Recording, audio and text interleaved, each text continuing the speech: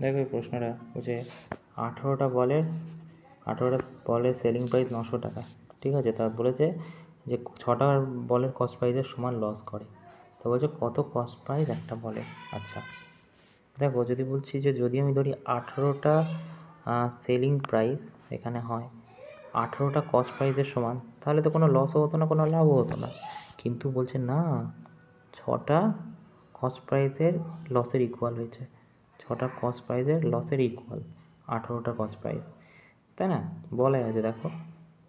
তারপরে যদি আমরা এইটাকে এদিকে নিয়ে যাই, তাহলে কী হবে, 12 সিপি হবে, এদিকে কত থাকবে, 18 এসপি থাকবে, তাই না? তাহলে এসপি আমরা যদি রেশিওতে ভাঙি, SP by CP equal to কী হয়, 12/18 হয়।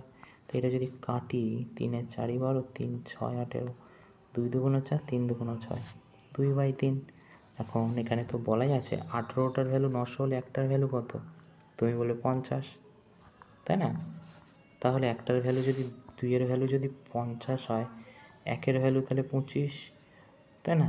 আর 3-এর ভ্যালু আমাদের যে বের করতে বলেছে, তাহলে এটা কত হবে, 75। তো উত্তর হবে তাহলে 75।